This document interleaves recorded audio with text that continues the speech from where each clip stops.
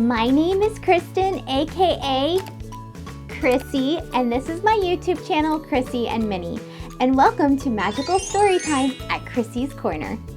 I'm so excited that you've joined me tonight because I decided to bring my favorite stuffed animal, Baymax! Say hi, Baymax! Hi, everyone! He's really fluffy and he's really soft. Anyway, though, I am so glad that you're here tonight, and make sure you grab your favorite juice cup, your blanket, and if you're in your PJs, get all cuddled up in the bed because we're about to read one of my favorite Disney stories, The Jungle Book. So let's get started. Disney's The Jungle Book. Many strange legends are told of the jungles of far-off India. They speak of Bagheera, the black panther, and of Baloo, the bear. They tell of Kaa, the sly python, and of the Lord of the Jungle, the great tiger, Shere Khan. But of all these legends, none is so strange as the story of a small boy named Mowgli. A child was left all alone in the jungle, was found by Bagheera the panther.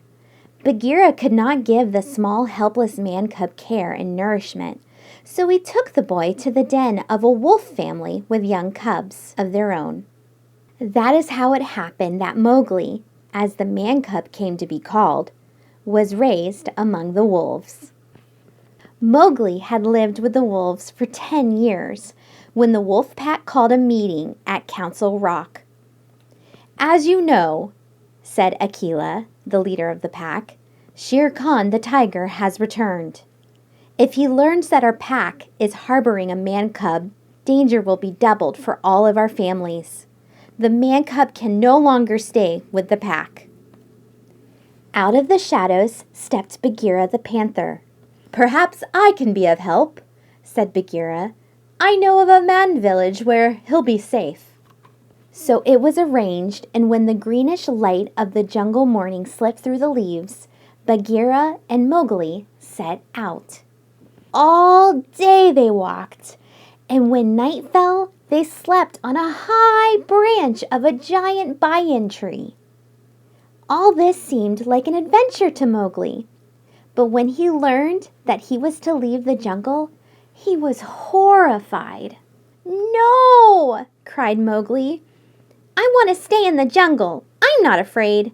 I can look out for myself." He slipped down a length of trailing vine and ran away. Mowgli soon met a bumbling bear named Baloo. Baloo played games with Mowgli and taught him to live a life of ease. There were coconuts to crack, bananas to peel, and sweet, juicy pawpaws to pick from jungle trees.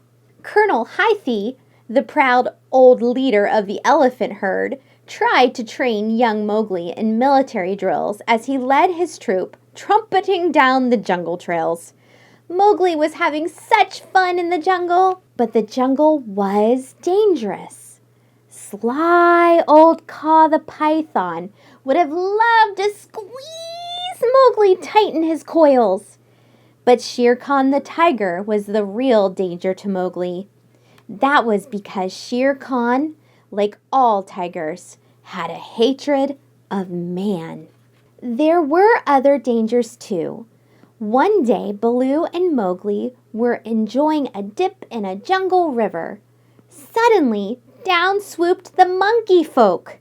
They snatched Mowgli from the water before Baloo knew what was happening. They tossed him through the air from hand to hand and swung away with him through the trees. Off in the jungle, Bagheera heard Mowgli's cry and came with a leap and a bound. "The monkeys have carried him off!" gasped Baloo. Bagheera and Baloo raced to the ruined city where the monkeys made their home. They found Mowgli a prisoner of the Monkey King. "Teach me the secret of man's red fire," the Monkey King ordered Mowgli, "so I can be like you." It took quite a fight for Bagheera and Baloo to rescue Mowgli. "Look, Mowgli," said Baloo, "I gotta take you to the man village." But alas, the boy would not listen. He kicked up his heels and ran away. This time his wanderings led him to the high grass, where Shere Khan lay waiting, smiling, a hungry smile. When Mowgli caught sight of the tiger, Shere Khan asked, "Well, man cub, aren't you going to run?" But Mowgli did not have the wisdom to be afraid. "Why should I run?" he asked, staring at Shere Khan as the tiger gathered himself to pounce. "You don't scare me." "That foolish boy," growled Bagheera, who had kept close just in time to hear Mowgli. Both Bagheera and Baloo flung themselves upon the Lord of the Jungle to save Mowgli once more. They were brave and strong, but the tiger was mighty of tooth and claw. There was a flash of lightning, and a dead tree nearby caught fire. Mowgli snatched a burning branch and tied it to Shere Khan's tail. The tiger, terrified, ran away. Mowgli was very pleased with himself as he strutted between the two weary warriors, Bagheera and Baloo.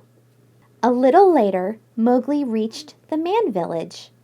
From ahead came a sound he did not know. He peeked through a bush. It was the song of a village girl who had come to fill her water jug. As he listened to the soft notes of her song, Mowgli felt that he must follow the girl. He crept up the path to the village, drawn by the girl and her song. Baloo and Bagheera watched the boy's small figure as long as it could be seen. When Mowgli vanished inside the gate, Bagheera sighed a deep sigh. "It was bound to happen," he said. "Mowgli is where he belongs now." The end. Wasn't that a fun story? So, my favorite part of this story was when Mowgli and Baloo, the bear, were hanging out together. And I don't know if you've ever seen the movie, but it truly reminds me of that fun song, "Look for the bare necessities, those simple bare necessities." Hey, do you know that song? If you don't, be sure to watch the movie, The Jungle Book, on Disney+.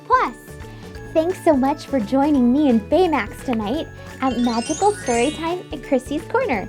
Again, my name is Kristen, aka Krissy, and this is my YouTube channel, Krissy and Minnie. And I look forward to seeing you real soon.